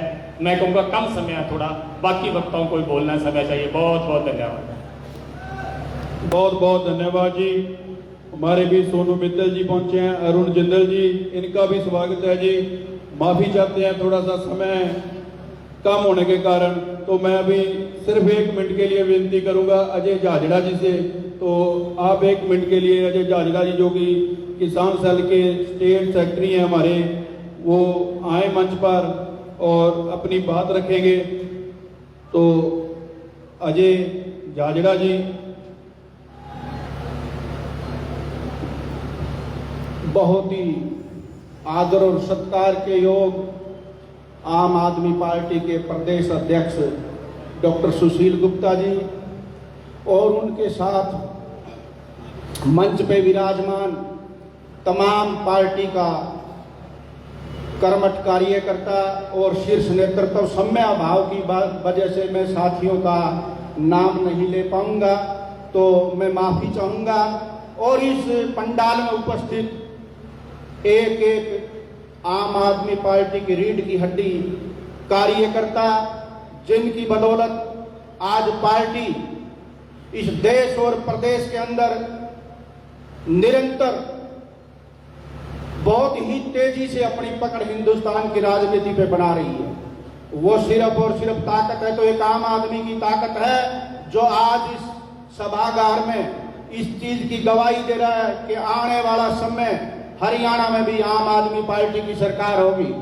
और दोस्तों, मैं आपको आगाह कर देना चाहता हूं कि हिंदुस्तान खेती किसानी करने वाला देश है और यहाँ के मजदूर और किसान ने जो जिम्मेवारी आजादी के बाद देश की जनता ने और देश के हुक्मरानों ने लगाई, उन्होंने अपनी जिम्मेवारी बखूबी निभाई। इस देश और प्रदेश के किसान ने और मजदूर ने खाद्यान्न के मामले में आत्मनिर्भर कर दिया। चाहे कोई और किसी भी क्षेत्र में जहां मजदूर और किसान की जिम्मेवारी रही, दूसरे किसी भी कर्मचारी की जिम्मेवारी रही, उसने अपनी जिम्मेवारी बखूबी से निभाई है। अगर कहीं कोताही रही है तो वो हमारे राजनेताओं की रही है। आजादी के 75 साल के बाद में भी हिंदुस्तान की हालत बद से बदतर हो गई। हमने उन अंग्रेजों को यहाँ से खदेड़ा था कि हमारी अपनी सरकार होगी, हम आजाद होंगे और इस देश आजाद देश में हम अपने सपनों का हिंदुस्तान देखेंगे। आज वही हालत फिर होगी। हमारे बच्चे जमीनें बेच के विदेशों की टिकट बनवा रहे हैं, विदेशों में जा रहे हैं उन अंग्रेजों के जूते साफ करने के लिए। मैं आप लोगों को कह देना चाहता हूं, अगर वो आजाद हिंदुस्तान की दोबारा से जो सोने की चिड़िया हिंदुस्तान को बनाना चाहते हो तो आप आम आदमी पार्टी के साथ लग जाओ, क्योंकि आम आदमी पार्टी का जो नेता है उसकी नीयत भी साफ है और उसके इरादे भी अटल हैं। वो हिंदुस्तान को फिर से इसका खोया हुआ वैभव दिलवाना चाहता है। यहाँ जो एक सिपाही है, अब ये दोबारा से एक आजादी के शंखनाद का भी गुल बजा हुआ है। अब हमें आर्थिक आजादी चाहिए, जो आर्थिक आजादी आम आदमी पार्टी ही इसमें दिलवा सकती है। जो आज हिंदुस्तान की जितनी भी वैभव धन संपदा है वो कुछ घरानों में जा करके रहेगी। अगर उसमें अपनी हिस्सेदारी आपको चाहिए, आपके बच्चे अच्छे स्कूलों में पढ़े, आपके लिए अच्छे डॉक्टरों हॉस्पिटलों में अच्छे इलाज की व्यवस्था हो, आपके पीने के लिए बढ़िया पानी हो, आपके यहाँ जैसे पंजाब और दिल्ली के अंदर फ्री में और 24 घंटे बिजली मिल रही है, वैसी अगर आपको बिजली चाहिए तो आपको आम आदमी पार्टी के साथ लगना है। आपको अपने बच्चों के भविष्य के लिए, आपको अपने माँ बाप बूढ़े माँ बाप के सुखद बुढ़ापे के लिए, आपको अपने देश और प्रदेश की तकदीर बदलने के लिए आम आदमी पार्टी के साथ लगना है। इन्हीं शब्दों के साथ जय हिंद, जय हिंदुस्तान, धन्यवाद। आम आदमी पार्टी, आम आदमी पार्टी इनकलाब लड़ेंगे, जीतेंगे, लड़ेंगे, जीतेंगे। आने वाला समय आम आदमी का होगा। इन्हीं शब्दों के साथ आपका बहुत बहुत धन्यवाद। बहुत बहुत धन्यवाद जी। और मैं सरपंच जगबीर सिंह जग्गा जी का भी बहुत बहुत स्वागत करता हूं। वो भी अपने काफी साथियों के साथ हमारे बीच पहुंचे और माफी चाहते हैं क्योंकि टाइम का गुप्ता जी ने आगे भी जाना, तो नहीं तो सभी साथी आप सम्मानित। तो अभी मैं विनती करूंगा एडवोकेट वीरेंद्र गोयल जी के बेटे एमएलए हैं जो कि लहरा काका से आपके पड़ोसी हैं, तो उनसे विनती करूंगा गौरव गोयल जी वो आए और आपको संबोधन करेंगे। गौरव गोयल जी। साडे महबूब नेता राज्य सभा मैंबर प्रदेश अध्यक्ष हरियाणा के डॉक्टर सुशील गुप्ता जी ਅਤੇ अनिल गर्ग जी की रहनुमाई हेठ अज श्री नरेश कुमार जी, आदित्य कुमार जी ते अपने पूरे परिवार नाल एक बड़े काफले दे विच जो अज आम आदमी पार्टी ज्वाइन करन जा रहे हैं, मैं उन्होंने बहुत बहुत बधाई दिना क्योंकि एक उन्होंने बहुत वधिया कदम चुक्या है। सब तो वधिया पार्टी ईमानदार पार्टी नूं चुनिया है। उन्होंने आन नाल पार्टी नूं भी बहुत बड़ा बल मिलेगा। मैं अज इस मंच तो जाखल वासियों का भी बहुत बड़ा धन्यवाद करदा क्योंकि प्रधान जी ने हुणे कहा गुआढ़ी है जाखल ते लहरा गुआढ़ी ने। मैं अक्सर जो पिंडां दे विच जांदा हुंदा वोटां दे लई तां लोग कहंदे सानूं फलाने ने कहता जी, फलाने आड़तीए ने कहता, फलाने दुकानदार ने कहता जाखल तो, क्योंकि बहुत पिंडां दा वपार है जो जाखल मंडी दे नाल जुड़िया है। सो साडी एड्डी वड्डी मदद कीती, इस गल लई भी मैं इन्हां दा धन्नवाद करदा। डॉक्टर सुशील गुप्ता जी जिवें दस्सिया पंजाब दे विच सरकार बनी है, इन्हां दा बहुत बड़ा योगदान रहा है ते सब तो बड़ा योगदान साडे मेरे पिता श्री वीरेंद्र गोयल जी नूं एमएलए बनाउण विच इन्हां दा सब तो बड़ा योगदान रहा। ते मैनूं उम्मीद है आने वाला जिहड़ा टाइम है हरियाणे च जिहड़े इलैक्शन होण जा रहे हैं इन्हां दे नेतृत्व दे विच आम आदमी पार्टी की बहुत वड्डी लीड के नाल हरियाणा दे विच सरकार बन जा रही है। इन्ना ही कहता हुआ खिमा दा जा चुका। आम आदमी पार्टी जिंदाबाद, आम आदमी पार्टी जिंदाबाद। धन्यवाद। बहुत बहुत धन्यवाद जी गौरव गोयल जी का। ਹੁਣ मैं बेनती करूँगा पंजाब डिवेलपमेंट बोर्ड के चेयरमैन नील गर्ग जी, वो आउणगे ते अपनी गल तुहाडे विचकार रखणगे। नील गर्ग जी, ਜਦੋਂ तक खुल के ना बोलो ना नजारा नहीं हो।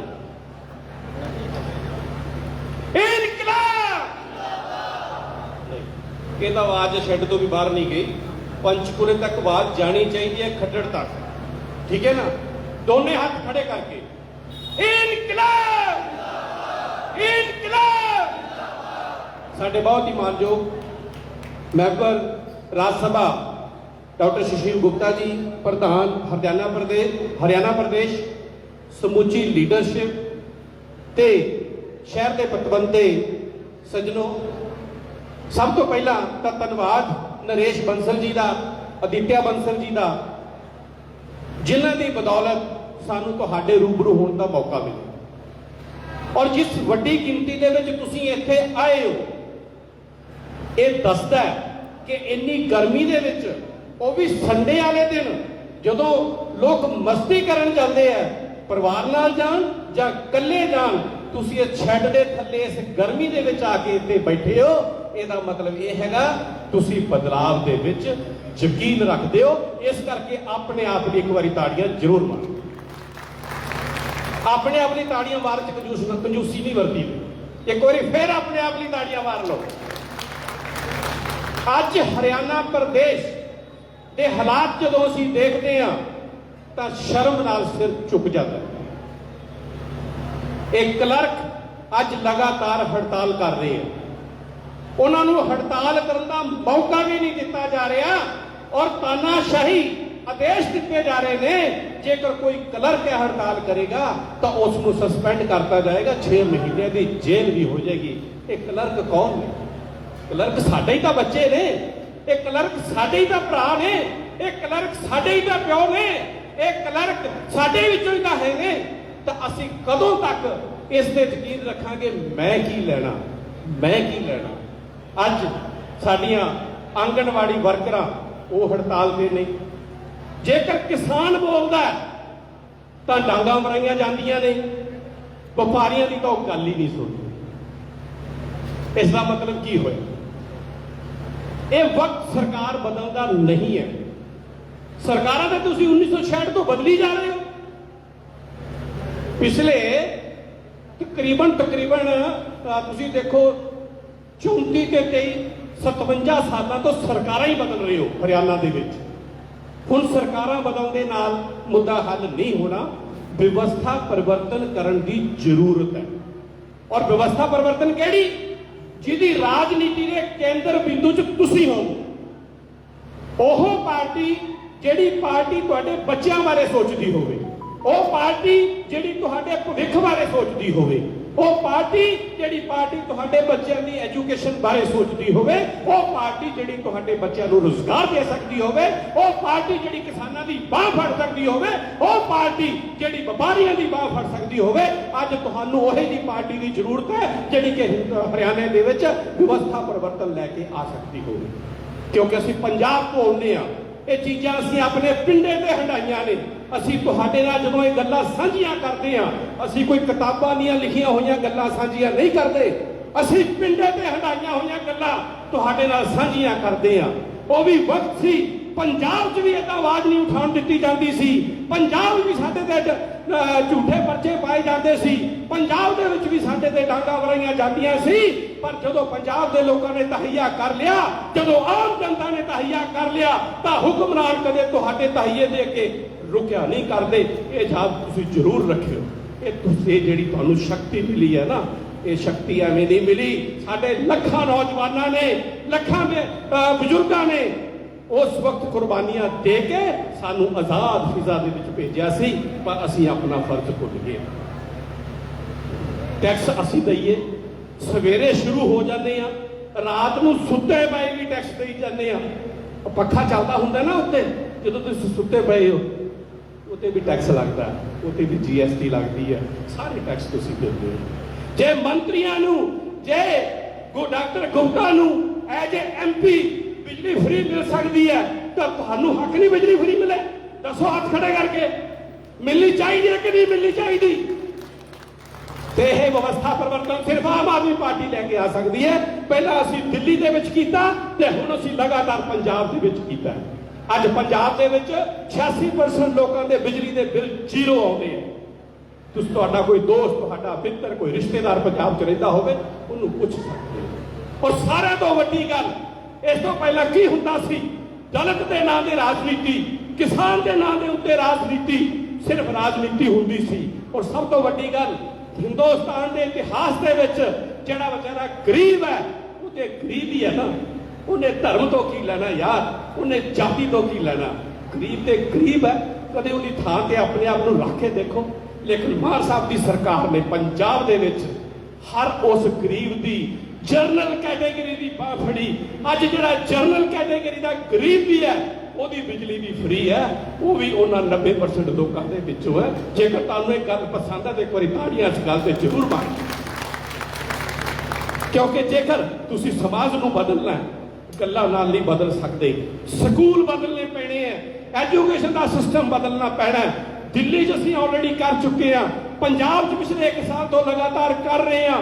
ਸਕੂਲ ਆਫ ਐਮੀਨੈਂਸ ਬਣਾ ਰਹੇ ਹਾਂ, ਆਪਣੇ ਪ੍ਰਿੰਸੀਪਲਾਂ ਨੂੰ ਬਾਹਰ ਟ੍ਰੇਨਿੰਗ ਵਾਸਤੇ ਭੇਜ ਰਹੇ ਹਾਂ ਤਾਂ ਕਿ ਸਾਡੇ ਬੱਚੇ ਸਮੇਂ ਦੇ ਹਾਣੀ ਬਣ ਸਕਣ। ਕੀ ਤੁਹਾਡੇ ਬੱਚਿਆਂ ਨੂੰ ਇਹ ਨਹੀਂ ਚਾਹੀਦਾ? ਜੇ ਚਾਹੀਦਾ ਤਾਂ ਕੌਣ ਦੇ? ਹੱਥ ਖੜੇ ਕਰਕੇ ਦੱਸੋ, ਜੇਕਰ ਤੁਹਾਨੂੰ ਇਹ ਸਕੂਲ ਚਾਹੀਦੇ ਨੇ ਤਾਂ ਕੌਣ ਦੇ ਸਕਦਾ? ਜਦੋਂ ਤੁਹਾਨੂੰ ਆਪਣੇ ਬੱਚਿਆਂ ਨਾਲ ਪਿਆਰ ਨਹੀਂ, ਕੀ ਤੁਹਾਨੂੰ ਆਪਣੇ ਬੱਚਿਆਂ ਦੇ ਭਵਿੱਖ ਨਾਲ ਪਿਆਰ ਨਹੀਂ?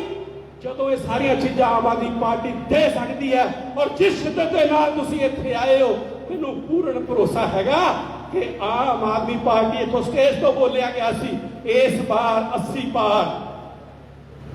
ਹਿੰਦੁਸਤਾਨ ਦੇ ਸਾਰੇ ਰਿਕਾਰਡ ਹਰਿਆਣੇ 'ਚ ਟੁੱਟ ਗਏ ਇਸ ਵਾਰ। ਕੀ ਇੱਕ ਮਨੁੱਖ, ਉਸਨੇ ਜਨਮ ਲਿਆ, ਉਹਦਾ ਕਸੂਰ ਇੰਨਾ, ਉਹ ਗਰੀਬ ਆ, ਗਰੀਬ ਇਲਾਜ ਖੁਲੋ ਤੜਪ ਤੜਪ ਕੇ ਮਰੇ। ਇਹ ਸਾਡੇ ਬਜ਼ੁਰਗਾਂ ਨੇ ਸਾਨੂੰ ਦੱਸਿਆ ਜਾਂ ਸਾਡੇ ਕਿਸੇ ઋષਿ ਵੀਰੂ ਨੇ ਸਾਡੇ ਗ੍ਰੰਥਾਂ ਦੇ ਵਿੱਚ ਇਹ ਦੱਸਿਆ ਕਿਸੇ ਨੇ? ਕੀ ਗੁਨਾਹ ਹੋ ਗਿਆ ਜੋ ਗਰੀਬ ਸੀ? ਇੱਕ ਅਮੀਰ, ਇੱਕ ਰਾਜਨੇਤਾ, ਮੁੱਖ ਮੰਤਰੀ, MLA, MP ਆਪਦਾ ਜਿਹੜਾ ਇਲਾਜ ਹੈ ਉਹ ਵੱਡੇ ਵੱਡੇ ਹਸਪਤਾਲਾਂ 'ਚ ਕਰਾ ਸਕਦਾ, ਫੋਰਟਿਸ ਕਰਾ ਸਕਦਾ, ਸਕਾਟ 'ਚ ਕਰਾ ਸਕਦਾ, ਔਰ ਜ਼ਰੂਰਤ ਪੈਂਦੀ ਹੈ ਅਮਰੀਕਾ 'ਚ ਜਾ ਕੇ ਕਰਾਉਂਦਾ। ਇਹ ਚੀਜ਼ ਦਾ ਹੱਕ ਤੁਹਾਨੂੰ ਨਹੀਂ? ਟੈਕਸ ਦੇਵੋ ਤੁਸੀਂ, ਮੌਜਾਂ ਮੰਨਣ ਲੀਡਰ। ਇਹ ਨਹੀਂ ਹੋ ਸਕਦਾ ਆਮ ਆਦਮੀ ਪਾਰਟੀ ਦੇ ਹੁੰਦੇ। ਜੇਕਰ ਤੁਸੀਂ ਚਾਹੁੰਦੇ ਹੋ ਇੱਥੇ ਹੈਲਥ ਸਿਸਟਮ ਵੀ ਵਧੀਆ ਬਣੇ ਤਾਂ ਡੈਫੀਨੇਟਲੀ ਸਾਨੂੰ ਆਮ ਆਦਮੀ ਪਾਰਟੀ ਨੂੰ ਚੁਣਨਾ ਪਏਗਾ। ਮੈਂ ਜ਼ਿਆਦਾ ਵਕਤ ਨਹੀਂ ਲੈਂਦਾ, ਗੱਲਾਂ ਕਰਨ ਨੂੰ ਬਹੁਤ ਆ, ਭਾਵੇਂ 3 ਘੰਟੇ ਬੁਲਾ ਲਓ, ਕਿਉਂਕਿ ਗੁਪਤਾ ਜੀ ਦਾ ਅੱਗੇ ਪ੍ਰੋਗਰਾਮ ਉਹਨਾਂ ਨੇ ਜਾਣਾ ਆ। ਪਰ ਇੱਕ ਚੀਜ਼, ਜੇਕਰ ਮੇਰੀਆਂ ਗੱਲਾਂ ਤੁਹਾਨੂੰ ਲੱਗੀਆਂ ਕਿ ਮੈਂ ਦਿਲੋਂ ਬੋਲ ਰਿਹਾ ਤਾਂ ਹੱਥ ਖੜਾ ਕਰਕੇ ਆਪਾਂ ਦੁਬਾਰਾ ਇਨਕਲਾਬ ਦਾ ਹੱਕ ਨਾਰਾ ਲਾਵਾਂਗੇ। ਉਹਦੀ ਆਵਾਜ਼ ਹੁਣ ਪੰਚਕੂਲਾ ਨਹੀਂ, ਦਿੱਲੀ ਤੱਕ ਪਹੁੰਚਣੀ ਚਾਹੀਦੀ ਹੈ। ਸਹਿਮਤ ਹੋ? ਇਨਕਲਾਬ, ਇਨਕਲਾਬ, ਇਨਕਲਾਬ। ਬਹੁਤ ਬਹੁਤ ਸ਼ੁਕਰੀਆ, ਬਹੁਤ ਬਹੁਤ ਧੰਨਵਾਦ ਅਨਿਲ ਗਰਗ ਜੀ ਦਾ, ਜਿਨ੍ਹਾਂ ਨੇ ਬਹੁਤ ਹੀ ਵਧੀਆ ਤੇ ਬਹੁਤ ਹੀ ਜੋਸ਼ੀਲੇ ਢੰਗ ਨਾਲ ਸਾਨੂੰ ਇਹ ਦੱਸਿਆ ਕਿ ਪੰਜਾਬ ਦੇ ਵਿੱਚ, ਮੈਂ ਇੱਕ ਚੀਜ਼ ਨੋਟ ਕਰ ਰਿਹਾ ਸੀ ਕਿ ਪੰਜਾਬ ਦੇ ਵਿੱਚ ਹੋਰ ਵੀ ਬਹੁਤ ਪਾਰਟੀਆਂ ਦੇ ਲੀਡਰ ਆਉਂਦੇ ਨੇ, ਪਰ ਕੋਈ ਹਿੱਕ ਠੋਕ ਕੇ ਐਵੇਂ ਨਹੀਂ ਕਹਿੰਦਾ ਕਿ ਜਾ ਕੇ ਪੰਜਾਬ 'ਚ ਦੇਖ ਲਓ ਅਸੀਂ ਆਹ ਕੰਮ ਕਰਾ ਰਹੇ ਹਾਂ ਤੇ ਆਹ ਕਰਕੇ ਦਿਖਾਤਾ ਤਾਂ ਇੱਥੇ ਵੀ ਬਿਜਲੀ ਆਪਾਂ ਨੂੰ ਫ੍ਰੀ ਮਿਲੂਗੀ।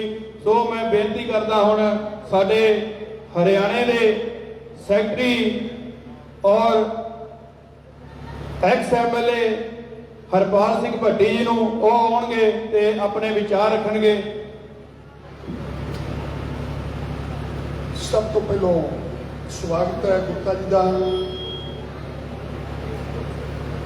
ਅਨਿਲ ਗਰਗ ਜੀ, ਔਰ ਸਵਾਗਤ ਨਰੇਸ਼ ਜੀ ਤੇ ਅਜਿਤ ਬੰਸਲ ਜਿਹੜੇ ਇਸ ਫੌਜ ਦੇ ਵਿੱਚ ਸ਼ਾਮਲ ਹੋ ਕੇ ਇਹਨੂੰ ਹੋਰ ਤਾਕਤਵਰ ਕਰ ਰਹੇ ਨੇ। ਇਹਨਾਂ ਦਾ ਸਾਡੀ ਪਾਰਟੀ ਚੋਣ 'ਚ ਬਹੁਤ ਬਹੁਤ ਸਵਾਗਤ। ਔਰ ਜਿਹੜੇ ਮੇਰੇ ਦੋਸਤ ਜਾਖਲ ਦੇ ਪਤਵੰਤੇ ਸੱਜਣਾ ਜਾਏ ਨੇ, ਉਹਨਾਂ ਸਾਰਿਆਂ ਦਾ ਮੈਂ ਮੇਰੀ ਪਾਰਟੀ ਵੱਲੋਂ ਤੁਹਾਡੇ ਸਵਾਗਤ ਕਰਦਾ ਹੈ। ਗਰਗ ਸਾਹਿਬ, ਇਹ ਹਰਿਆਣਾ ਨਹੀਂ, ਅੱਧਾ ਪੰਜਾਬ ਹੈ, ਜਿੱਥੇ ਕਿ ਇੰਨੀਆਂ ਕਿ ਦੁਕਾਨਾਂ ਨੇ, ਅੱਧੀਆਂ ਦੁਕਾਨਾਂ ਮੱਲਰ ਵਾਲੇ ਦੀਆਂ ਨੇ, ਨਾਲ ਪਟਾਲ ਵਾਲੇ ਦੀਆਂ, ਨਾਲ ਸਾਰਾ ਪਿੰਡ, ਔਰ ਅੱਧਾ ਪਿੰਡ ਜਿਹੜਾ ਹੈ ਉਹ ਲਹਿਰੇ ਇਲਾਕੇ ਚ ਵਸਿਆ ਹੈ। ਤੁਸੀਂ ਗੱਲ ਕੀਤੀ ਹੈ ਪੜ੍ਹਾਈ ਦੀ, ਦਵਾਈ ਦੀ। ਸਾਡੇ ਦਾਖਲ 'ਚ ਇੱਕ ਹੋਰ ਸਮੱਸਿਆ ਹੈ, ਪੰਜਾਬ 'ਚ ਹੈ ਨਹੀਂ, ਹਰਿਆਣਾ ਦੇ ਨੂੰ ਮੰਨਦੇ ਨਹੀਂ ਆਪਣਾ। ਇੱਥੇ ਅਗਰ ਕੋਈ ਬੰਦਾ ਬਿਮਾਰ ਐਮਰਜੈਂਸੀ ਹੋ ਜਾਏ, ਚਾਹੇ ਪਟਿਆਲੇ ਜਾਏਗਾ, ਚਾਹੇ ਹਿਸਾਰ ਜਾਏਗਾ, ਜਾਂ ਸੰਗਰੂਰ ਜਾਏਗਾ, ਤੁਹਾਨੇ ਲੈ ਕੇ ਜਾਣਾ ਹੋਵੇ, ਕੋਈ ਸੜਕ ਨਹੀਂ ਜਿਹੜੀ ਘੰਟੇ ਤੋਂ ਪਹਿਲਾਂ ਕਿਸੇ ਐਂਬੂਲੈਂਸ ਨੂੰ ਤੁਸੀਂ ਤੁਹਾਡੇ ਪਹੁੰਚਾ ਦਿਓ। ਇੰਨੇ ਸਾਲਾਂ ਤੋਂ ਜਾਖਲ ਦੇ ਵਿੱਚ ਕੋਈ ਮੈਡੀਕਲ ਸੁਵਿਧਾ ਨਹੀਂ ਹੋਵੇ। ਉਸ ਤੋਂ ਇਲਾਵਾ ਪੜ੍ਹਾਈ, ਇੱਥੇ ਕੋਈ ਇਹੋ ਕਾਲਜ ਨਹੀਂ ਜਿੱਥੋਂ ਦੇ ਬੱਚੇ ਬੱਚੀਆਂ ਕੋਈ ਸਾਇੰਸ ਦੀ ਕਲਾਸਿਸ ਵਗੈਰਾ ਲੈ ਕੇ ਜਾਂ ਇੱਥੇ ਕੋਈ ਡਾਕਟਰੀ ਦੀ ਪੜ੍ਹਾਈ ਜਾਂ ਇੰਜੀਨੀਅਰਿੰਗ ਪੜ੍ਹਾਈ ਕਰ ਸਕਣ। ਸਾਡੀ ਇੱਕ ਨਵੀਂ ਸਮੱਸਿਆ ਵੀ ਹੈ ਜਾਖਲ ਦੀ, ਖਾਸ ਕਰਕੇ ਇਸ ਇਲਾਕੇ ਦੀ। ਘੱਗਰ ਦੇ ਮਾਰ ਥੱਲੇ ਆਉਣ ਵਾਲਾ ਇਲਾਕਾ ਹੈ, ਔਰ ਹਰਿਆਣੇ ਦਾ ਵੀ ਪਹਿਲੇ ਕਾਰਨਰ ਉੱਤੇ, ਸਾਡੇ ਜ਼ਿਲ੍ਹੇ ਦੇ ਵੀ ਕਾਰਨਰ ਉੱਤੇ ਹੈ। ਇਹ ਵੱਖਰੀ ਤਰ੍ਹਾਂ ਦੀ ਸਮੱਸਿਆ ਦੀ ਜਾਖਲ ਦੇ ਲੋਕ ਕਰਦੇ ਹੈ, ਭੁਗਤਦੇ ਰੋਜ਼। ਕਿਉਂਕਿ ਮੈਂ ਜਦੋਂ ਐਮਐਲਏ ਸੀ ਉਦੋਂ ਇਲਾਕਾ ਰੱਤੀ ਹਲਕੇ 'ਚ ਆਉਂਦਾ ਸੀ, ਉਦੋਂ ਰੱਤੀ ਵਾਲੇ ਨਹੀਂ ਸੰਭਾਲਦੇ ਸੀ, ਮੈਂ ਆਇਆ ਕਰਦਾ ਇੱਥੇ ਜਿੱਦਾਂ ਜਿੰਨਾ ਸਾਡੇ ਕੋਲ ਟਾਈਮ ਹੁੰਦਾ ਸੀ। ਉਸ ਟਾਈਮ ਦਾ ਪਤਾ ਹੈ ਕਿ ਜਾਖਲ ਦੀ ਹਾਲਤ ਕੀ ਹੈ। ਅੱਧਾ ਪਿੰਡ ਜਿਹੜਾ ਪੰਜਾਬ ਦੀ ਜ਼ਮੀਨ 'ਚ ਵਸਿਆ ਹੋਇਆ ਹੈ। ਇੱਥੋਂ ਦੇ ਪ੍ਰਾਪਰਟੀ ਡੀਲਰ ਆਪਣੇ ਪਲਾਟ ਕੱਟ ਕੇ ਵੇਚ ਕੇ ਚਲੇ ਗਏ। ਉਹਦੀ ਗਲੀਆਂ ਹੋਈ ਪਈਆਂ ਨੇ, ਉਹ ਪ੍ਰਾਪਰਟੀ ਡੀਲਰ ਦੇ ਨਾਲ, ਨਾ ਉਹ ਪੱਕੀਆਂ ਹੋ ਸਕਦੀਆਂ ਨਾ ਉਹ ਕੱਚੀਆਂ ਰਹਿ ਸਕਦੀਆਂ, ਉਹਦਾ ਕੋਈ ਹੱਲ ਨਹੀਂ। ਮੈਂ ਗੋਲ ਸਾਹਿਬ ਨੂੰ ਮਿਲਿਆ ਸੀ, ਸਾਡੇ ਜਿਹੜੇ ਐਮਐਲਏ ਸਾਹਿਬ ਹੈ ਲਹਿਰੇ ਵਾਲੇ। ਇੱਕ ਨਵੀਂ ਤਰ੍ਹਾਂ ਦੀ ਸਮੱਸਿਆ ਹੈ ਜਾਖਲ ਦੀ, ਮੈਂ ਜਿਹੜੀ ਇਹ ਵੀ ਤੁਹਾਡੇ ਦੱਸਣਾ ਚਾਹੁੰਦਾ ਸੀ। ਦੂਜੀ ਗੱਲ ਜਿਹੜੀ ਵਾਸਤੇ ਭਾਈ ਇਕੱਠੇ ਹੋਏ ਆ, ਸਾਨੂੰ ਖੁਸ਼ੀ ਹੈ ਸਾਡੇ ਸਰਪੰਚ ਸਾਹਿਬ ਬੈਠਣ ਜਾਖਲ ਦੇ ਗੋਸਵਾਮੀ ਜੀ ਸਾਡੇ ਨਾਲ ਪਹਿਲੇ ਕਾਫਲੇ ਸ਼ਾਮਿਲ ਹੋਏ ਨੇ, ਸਾਡੇ ਨਾਲ ਚੱਲ ਰਹੇ ਨੇ। ਇਹ ਕਾਫਲਾ ਹੋਰ ਵੱਡਾ ਹੋ ਰਿਹਾ ਹੈ, ਔਰ ਪੰਜਾਬ ਦੇ ਵਿੱਚੋਂ ਸਾਨੂੰ, ਕਿਉਂਕਿ ਸਾਨੂੰ ਜ਼ਿਆਦਾ ਦੱਸਣ ਦੀ ਤਾਂ ਜ਼ਰੂਰਤ ਨਹੀਂ ਪੈਂਦੀ ਕਿ ਮੈਂ ਵੀ ਇੱਥੇ ਡੋਰ ਟੂ ਡੋਰ ਅਸੀਂ ਗਏ ਸੀ ਬਿਜਲੀ ਵਾਸਤੇ। ਅਸੀਂ ਜਿਹੜੀ ਦੁਕਾਨ 'ਚ ਗਿਆ ਉਹਦਾ ਬਿੱਲ ਕੱਢ ਕੇ ਵਿਖਾਇਆ, ਸਾਡਾ ਬਿੱਲ ਜ਼ੀਰੋ। ਮੈਂ ਤਾਂ ਪੰਜਾਬ ਦੇ ਨਾਲ ਦੇ ਪਿੰਡੋਂ ਮੇਰੀ ਦੁਕਾਨ ਇੱਥੇ ਹੈ। ਪੰਜਾਬ ਵਾਲੇ ਨੂੰ ਗਿਆ ਤਾਂ ਜਾਖਲ ਦਾ ਵਾਸਤਾ ਪੰਜਾਬ ਵਾਲਾ ਨਾਲ ਹੁੰਦਾ ਹੈ। ਜਿਹੜੀ ਦੂਜੀ ਗੱਲ ਹੈ, ਸਭ ਤੋਂ ਵੱਡੀ ਕਰਨ ਦੀ ਜ਼ਰੂਰਤ ਹੈ। ਅੱਜ ਹਾਲਾਤ ਬੜੇ ਖਤਰਨਾਕ ਨੇ। ਕਿਸੇ ਸੋਨੇ ਦਾ ਕੰਮ ਕਰਨ ਵਾਲੇ ਨੇ ਆਪਣੀ ਮਾਂ ਦੀ ਕੈਂਠੀ ਬਣਾਈ, ਉਹਨੇ ਖੋੜ ਕਰ ਦਿੱਤੀ। ਮੈਂ ਭੋਲੀ ਸੀ, ਉਹਨੇ ਕੋਈ ਗੱਲ ਨਹੀਂ, ਪਰ ਉਹਨੂੰ ਸਮਝ ਨਹੀਂ ਆਈ। ਉਹਨੇ ਨਾਮ ਸ਼ੱਕ ਹੋਇਆ ਕਿ ਮੇਰਾ ਬੇਟਾ ਮੇਰੇ ਨਾਲ ਵੀ ਖੋੜ ਕਰ ਸਕਦਾ ਹੈ। ਜਿਵੇਂ ਮੋਦੀ ਸਾਹਿਬ ਉਹਨਾਂ ਨੇ ਸ਼ੁਰੂ ਕੀਤਾ, ਕਿਸੇ ਨੂੰ ਸ਼ੱਕ ਨਹੀਂ ਸੀ ਮੋਦੀ ਸਾਹਿਬ ਖੋੜ ਕਰਨਗੇ। ਉਹ ਬੇਟਾ ਸੁੱਕਣ ਲੱਗ ਗਿਆ ਕਿ ਮਾਂ ਨੂੰ ਤਾਂ ਪਤਾ ਨਹੀਂ ਲੱਗਿਆ। ਜੇ ਮੈਂ ਹੋਰ ਵੀ ਖੋੜ ਕਰ ਦਿੰਦਾ ਤੇ ਮਾਂ ਨੂੰ ਸਿਰਫ ਕੀ ਪਤਾ ਲੱਗਣਾ ਸੀ। ਮਾਂ ਨੇ ਪੁੱਛਿਆ ਕਿ ਬੇਟਾ ਤੂੰ ਕੀ ਗੱਲ ਹੈ, ਤੂੰ ਕਮਜ਼ੋਰ ਹੋਣ ਲੱਗ ਗਿਆ। ਕਹਿੰਦਾ ਮਾਂ ਮੈਂ ਗਲਤੀ ਕਰ ਲਈ, ਅੱਜ ਤੋਂ ਆ ਭਾਈ ਕੈਂਠੀ ਇਹਨੇ ਮੈਂ ਖੋੜ ਕਰ ਬੈਠਾ। ਉਹਨੇ ਲਾ ਕੇ ਫੜਾਤੀ, ਲੈ ਬੇਟਾ ਖੋੜ ਕੱਢ ਦੇ। ਉਹਦਾ ਥੋੜਾ ਬਹੁਤ ਸੋਨਾ ਸੀ, ਉਹ ਸਾਰਾ ਕੱਢ ਕੇ ਉਹਦੇ ਪਿੱਛੇ ਠੋਕਦੇ। ਜਿਹੜੇ ਨਵੇਂ ਕਾਨੂੰਨ ਲੈ ਕੇ ਆਏ ਨੇ ਆ 2-3 ਦਿਨ ਤੋਂ ਪਾਰਲੀਮੈਂਟ ਵਿੱਚ, ਨਵਾਂ ਕਾਨੂੰਨ ਕਿ ਇਲੈਕਸ਼ਨ ਕਮਿਸ਼ਨ ਉਹ ਹੋਏਗਾ ਜਿਹਨੂੰ ਹਿੰਦੁਸਤਾਨ ਦੇ ਰੂਲਿੰਗ ਪਾਰਟੀ ਤੈਅ ਕਰੇਗੀ, ਸੁਪਰੀਮ ਕੋਰਟ ਤੋਂ ਖਿਲਾਫ ਜਾ ਕੇ। ਹੱਦ ਹੋ ਗਈ ਕਿ ਦਿੱਲੀ ਵਿੱਚ ਸਰਕਾਰ, ਲੋਕਾਂ ਦੀ ਚੁਣੀ ਸਰਕਾਰ, ਔਰ ਬੀਜੇਪੀ ਵਾਰ-ਵਾਰ ਕਹਿੰਦੀ ਰਹੀ ਕਿ ਅਸੀਂ ਇਹਨੂੰ ਫੁੱਲ ਸਟੇਟ ਦਾ ਦਰਜਾ ਦਿਆਂਗੇ, ਰਾਜ ਦਾ ਦਰਜਾ ਦਿਆਂਗੇ। 3-4 ਮਤਲਬ ਛੱਡ ਕੇ ਸੁਪਰੀਮ ਕੋਰਟ ਨੇ ਫੈਸਲਾ ਕੀਤਾ। ਪਹਿਲੋਂ 3 ਮਿਊਨਿਸਪੈਲਿਟੀਆਂ ਬਣਾਈਆਂ, ਨਵੀਂ ਦਿੱਲੀ ਮਿਊਨਿਸਪੈਲਿਟੀ, ਪੁਰਾਣੀ ਦਿੱਲੀ ਤੇ ਕੈਂਟੋਨਮੈਂਟ। ਜਦੋਂ ਬੀਜੇਪੀ ਨੇ ਵੇਖਿਆ ਤੁਸੀਂ ਜਿੱਤ ਨਹੀਂ ਸਕਦੇ, ਉਹਨੂੰ ਸਾਰਿਆਂ ਨੂੰ ਮਰਜ ਕਰਕੇ ਕਰ ਦਿੱਤਾ, ਫਿਰ ਵੀ ਹਾਰ ਗਏ। ਮੇਅਰ ਦਾ ਇਲੈਕਸ਼ਨ ਹੋਇਆ, ਜਿਹੜੇ ਲੋਕ ਨੋਮੀਨੇਟ ਕੀਤੇ ਨੇ ਗਵਰਨਰ ਨੇ, ਉੱਥੋਂ ਲੈਫਟੀਨੈਂਟ ਗਵਰਨਰ ਨੇ, ਉਹਨਾਂ ਨੂੰ ਵੋਟ ਪਾਉਣ ਵਾਸਤੇ ਬਿਠਾਤਾ। ਝਗੜਾ ਚੱਲ ਰਿਹਾ, ਸੁਪਰੀਮ ਕੋਰਟ ਨੇ ਦਖਲ ਦਿੱਤਾ, ਆਪ ਪਾਰਟੀ ਦਾ ਉੱਥੇ ਮੇਅਰ ਚੁਣੇ ਗਏ। ਉਹੀ ਰੋਲਾ ਉੱਥੇ ਵਿਧਾਨ ਸਭਾ ਦੇ ਜਿਹੜੇ ਹੱਕ ਹੈ, ਸਰਕਾਰ ਦੇ ਹੱਕ ਹੈ। ਸੁਪਰੀਮ ਕੋਰਟ ਦਾ ਫੈਸਲਾ ਆਇਆ ਕਿ ਲੈਫਟੀਨੈਂਟ ਗਵਰਨਰ ਦੇ ਇੰਨੇ ਹੀ ਹੱਕ ਹੈ, ਇਸ ਤੋਂ ਅੱਗੇ ਲੈਫਟੀਨੈਂਟ ਗਵਰਨਰ ਦਖਲ ਨਹੀਂ ਦੇ ਸਕਦੇ। ਜਿਸ ਦਿਨ ਸੁਪਰੀਮ ਕੋਰਟ ਛੁੱਟੀਆਂ ਹੁੰਦੀਆਂ ਨੇ ਗਰਮੀਆਂ ਦੀਆਂ, ਇੱਕ ਪਾਸੇ ਰਿਵੀਜ਼ਨ ਦੀ, ਇੱਥੇ ਵਕੀਲ ਬਚਨ ਬਹੁਤ ਦੋਸਤ, ਇੱਕ ਪਾਸੇ ਸੈਂਟਰ ਗਵਰਨਮੈਂਟ ਰਿਵੀਜ਼ਨ ਵਾਸਤੇ ਹੱਥ ਸੁਪਰੀਮ ਕੋਰਟ ਜਾਂਦੀ ਹੈ ਕਿ ਫੈਸਲੇ ਨੂੰ ਰਿਵਾਈਜ਼ ਕੀਤਾ ਜਾਏ, ਇਹਨੂੰ ਦੁਬਾਰਾ ਪੜ੍ਹ ਕੇ ਬਦਲਿਆ ਜਾਏ। ਔਰ ਉਸ ਤੋਂ ਬਾਅਦ ਸੁਪਰੀਮ ਕੋਰਟ ਦੇ ਉੱਤੇ ਵਿਸ਼ਵਾਸ ਨਾ ਕਰਕੇ ਜਿੱਦਣ ਸੁਪਰੀਮ ਕੋਰਟ ਦੀਆਂ ਛੁੱਟੀਆਂ ਆਈਆਂ, ਉਸ ਦਿਨ ਆਰਡੀਨੈਂਸ ਲਿਆਏ। ਔਰ ਹੁਣ ਉਸ ਆਰਡੀਨੈਂਸ ਨੂੰ ਬਿੱਲ ਲਿਆ ਕੇ ਉਹਨੂੰ ਕਾਨੂੰਨ ਬਣਾ ਦਿੱਤਾ ਕਿ ਚੁਣੇ ਹੋਏ ਨੁਮਾਇੰਦਿਆਂ ਦਾ ਕੋਈ ਹੱਕ ਨਹੀਂ, ਉੱਥੇ ਟ੍ਰਾਂਸਫਰ ਵੀ ਨਹੀਂ ਉੱਥੋਂ ਦੀ ਸਰਕਾਰ ਕਰ ਸਕਦੀ ਕਿਸੇ ਮੁਲਾਜ਼ਮ ਦੀ।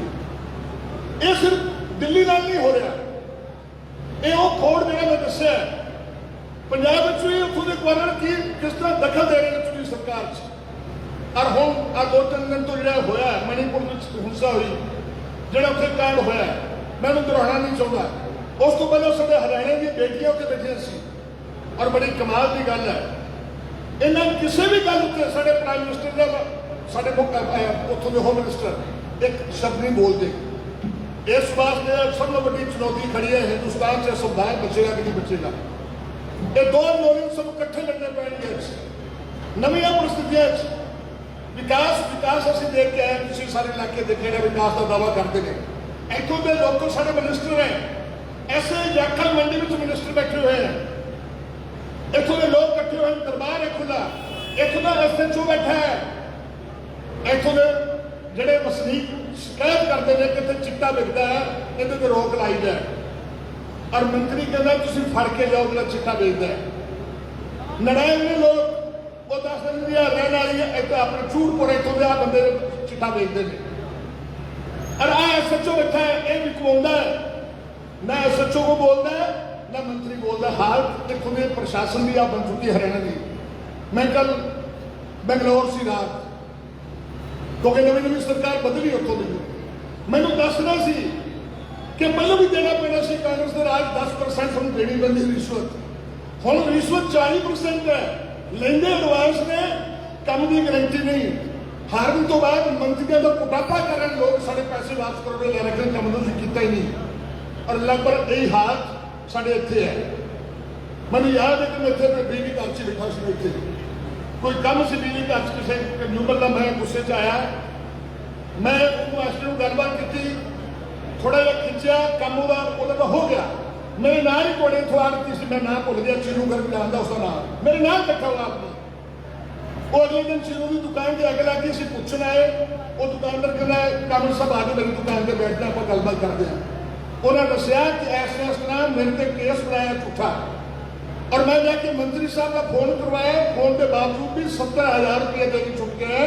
ਮੈਂ ਤੁਹਾਡੇ ਤੁਹਾਡੀ ਸਟੇਟ ਤੋਂ ਬੋਲ ਰਿਹਾ, ਉਹ ਆੜ ਵੀ ਇੱਥੋਂ ਦਾ ਦੇਣ ਵਾਲਾ ਪੈਸੇ, ਔਰ ਉਹ ਲੈਣ ਵਾਲੇ ਵੀ ਇੱਥੇ ਬੈਠੇ ਨੇ, ਔਰ ਮੰਤਰੀ ਵੀ ਇੱਥੋਂ ਦਾ। ਇਹ ਹਾਲਤ ਹੈ ਪ੍ਰਸ਼ਾਸਨ ਦੀ ਜਿਹੜੀ ਸੀ, ਅਸੀਂ ਇੱਥੇ ਬੈਠੇ ਹਾਂ। ਰੇਟ ਵੱਧ ਰਿਹਾ ਰਿਸ਼ਵਤ ਦਾ, ਕੰਮ ਘੱਟ ਰਹੇ ਨੇ, ਔਰ ਹਰ ਜਗ੍ਹਾ ਮਹੀਨਾ ਬੰਨੇ। ਗੁਪਤਾ ਜੀ ਤੋਂ ਇੱਕ ਹੋਰ ਖਾਸੀਅਤ ਦੱਸਾਂ ਇੱਥੋਂ ਦੀ ਪ੍ਰਸ਼ਾਸਨ ਦੀ, ਸਾਡੇ ਟੋਹਾਣਾ ਸਬ ਡਿਵੀਜ਼ਨ ਹੈ, ਉਹਦੇ 'ਚ ਆਉਂਦਾ ਹੈ 2 DSP ਨੇ। ਅਸੀਂ ਪੁੱਛਿਆ ਵੀ 2 DSP ਕੀ ਜ਼ਰੂਰਤ ਹੈ, ਕੁਛ ਡਿਸਟ੍ਰਿਕਟ ਹੈਡਕੁਆਟਰ ਨਹੀਂ ਹੈ। ਬੋਲੇ ਇੱਕ ਦੇ ਵਿੱਚ ਆਏ ਸਦਰ ਟੋਹਾਣਾ ਤੇ ਭੂਨਾ, ਇੱਕ ਉਹ ਸਿਟੀ ਤੇ ਜਾਖਲ।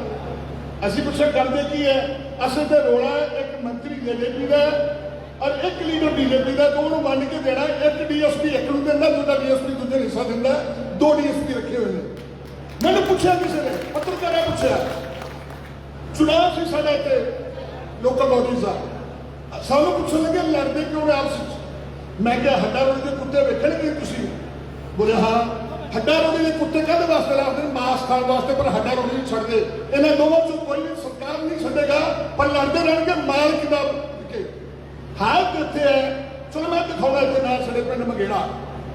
ਤੁਸੀਂ ਬੜੋਗੇ, ਗਲੀ ਦੀ ਦੀਵਾਰ ਹੈ, ਦੀਵਾਰ ਕਿਸ ਦੀ ਮਾਲਕ ਦੀ ਆਪਣੀ ਹੁੰਦੀ ਹੈ। ਪਹਿਲਾਂ ਇੱਕ ਮੰਤਰੀ ਦਾ ਬੋਰਡ ਲੱਗਾ ਹੈ, ਗਲੀ ਇੱਕੋ ਹੀ ਹੈ, ਉਹਦੇ 1 ਫੁੱਟ ਦੇ ਅੱਗੇ ਉਹਦੇ ਮੁੰਡੇ ਦਾ, ਉਹ ਵੀ ਮੰਤਰੀ ਹੈ, ਉਹਦਾ ਬੋਰਡ ਲੱਗਾ ਹੈ। ਫਿਰ ਤੀਜਾ ਬੋਰਡ ਉਸੇ ਦੀਵਾਰ ਉੱਤੇ ਲੱਗਾ ਹੈ, ਜਿਹੜਾ ਤੀਜਾ ਇੱਥੇ MLA ਰਿਹਾ, ਸ਼ਾਇਦ ਚੌਥਾ ਤਿਆਰੀ ਕਰਵਾਉਂਦਾ, ਉਹਦਾ ਪੱਥਰ ਬਣਨ ਵਾਸਤੇ। ਗਲੀ ਇੱਕ ਹੈ, ਦੀਵਾਰ ਕਿਸੇ ਦੀ ਹੈ, ਬੋਰਡ 4 ਲੱਗੇ ਨੇ। ਜਿਹੜਾ ਹੁੰਦਾ ਪੁਰਾਣੀ ਇੱਟਾਂ ਪੜਾਉਂਦਾ, ਆਪਣੀ ਇੰਟਰਲੈਕਚੁਅਲ ਡਾਕੂਮੈਂਟ ਦੀ ਫੈਕਟਰੀ ਉੱਥੇ ਜਾ ਕੇ ਲਾਉਣੀ ਸ਼ੁਰੂ ਕਰ ਦਿੰਦਾ ਹੈ। ਜਿਹੜਾ ਪੈਸਾ ਵਿਕਾਸ ਤੇ ਲੱਗਣਾ ਚਾਹੀਦਾ, ਇੱਥੇ ਕੌੜੇ ਬਣਨਾ ਚਾਹੀਦਾ। ਸਾਡੇ ਮੰਤਰੀ ਜੀ ਸਾਲ 'ਚ ਇੱਕ ਵਾਰੀ ਦੇਸੀ ਘਿਓ ਦਾ ਹਲਵਾ ਖਵਾਉਂਦੇ ਨੇ, 364 ਦਿਨ ਫਿਰ ਲੋਕਾਂ ਨੂੰ ਮਾਲ ਇਕੱਠਾ ਕਰਦੇ ਨੇ, ਉਹ ਘਿਓ ਖਵਾਇਆ ਦਾ ਪ੍ਰਬੰਧ ਤੇਲ ਕਰਦੇ ਲੋਕਾਂ ਦਾ। ਅੱਜ ਕੱਲ੍ਹ ਨਵਾਂ ਟ੍ਰੈਂਡ ਸ਼ੁਰੂ ਕੀਤਾ। ਮੈਨੂੰ ਇੱਕ ਵਕੀਲ ਦੋਸਤ ਕਹਿਣ ਲੱਗੇ, ਯਾਰ ਇਹ ਕੈਂਪ ਬਹੁਤ ਕਰਵਾ ਰਿਹਾ, ਸਾਲ 'ਚ ਇੱਕ ਵਾਰੀ ਕੈਂਪ। ਅਸੀਂ ਪੁੱਛਿਆ ਕਿ ਸਾਲ 'ਚ ਮੇਰੀ ਅੱਖ ਤਾਂ ਆਈ ਉੱਤੇ ਕੈਂਪ ਸਾਲ ਬਾਅਦ ਲੱਗੇਗਾ, ਇੱਕ ਸਾਲ ਮੈਂ ਪੱਟੀ ਬਣ ਕੇ ਬਿਠਾ ਰਹਾਂਗਾ ਇੱਥੇ। ਮੇਰਾ ਢਿੱਡੇ ਪੀੜ ਆ ਜਾਏ, ਕੈਂਪ ਇੱਕ ਸਾਲ 'ਚ ਇੱਕ ਵਾਰੀ ਲੱਗਣਾ, ਇੱਕ ਸਾਲ ਤੱਕ ਉਡੀਕ ਕਰੋ, ਜਦੋਂ ਮੰਤਰੀ ਕੈਂਪ ਲਵਾਉਣਗੇ ਆਪਾਂ ਢਿੱਡ ਪੀੜ ਦੀ ਦਵਾਈ ਉਹ ਲਾਂਗੇ। ਅਸੀਂ